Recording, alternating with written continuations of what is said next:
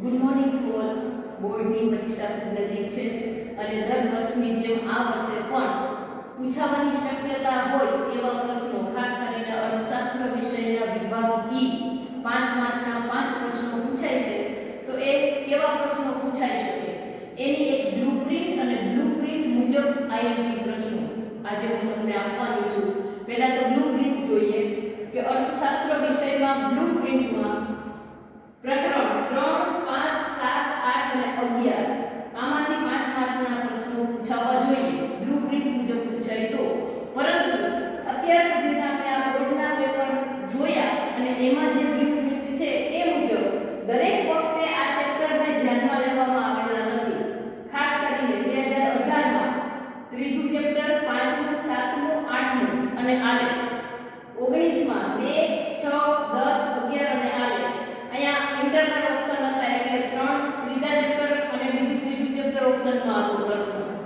2020માં 1 પાંચમા ચેપ્ટર અથવા પાંચમા ચેપ્ટરમાંથી 7, 8 અથવા 8 અને આલેખ.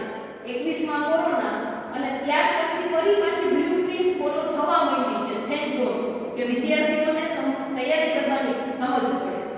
3, 5, 7, 8 10મું ચેપ્ટર એક વધારે નાખ્યું છે અને 11 આ બ્લુપ્રિન્ટ મુજબ જ છે અને એક આલેખ.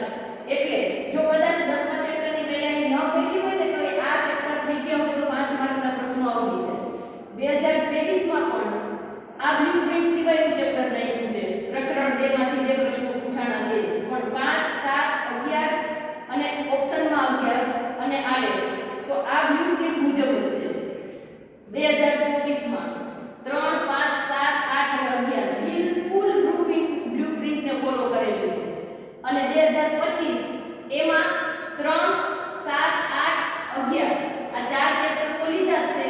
એક ચોથું અને 8મું ગયા વર્ષે વધારાનો પ્રશ્ન છે. પણ ઇન્ટરનલ 7માંથી 5 પ્રશ્ન લખવાના છે એટલે કદાચ બ્લુપ્રિન્ટ સિવાયનું પૂછાઈ જાય તો પ્રશ્ન આવડી જાય. એટલે આ રીતે બ્લુપ્રિન્ટ ફોલો થતી હોય છે અને એ મુજબ 2026માં કેવા પ્રશ્નો પૂછાઈ શકે એવો એક અંદાજ કરીને મોસ્ટ આઈએમપી પ્રશ્નો તૈયાર કરેલા છે.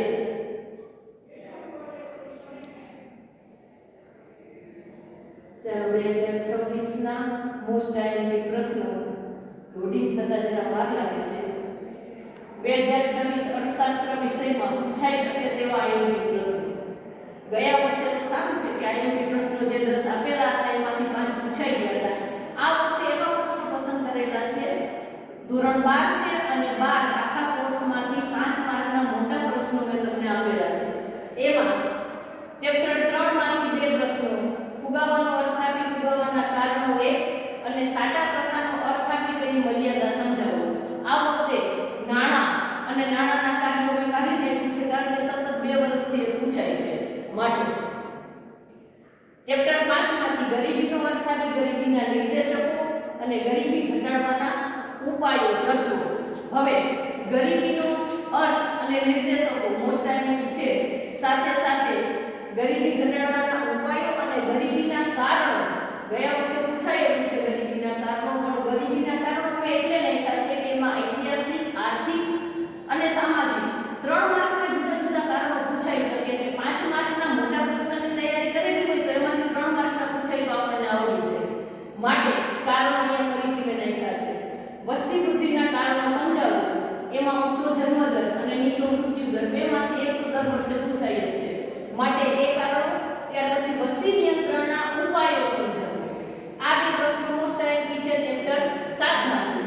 પછી આવે છે પ્રકરણ 8 કે જેમાં ભારતમાં નીચી ખેત ઉત્પાદકતાના કારણો ચર્ચો અને ખેત ઉત્પાદકતા વધારવાના ઉપાયો.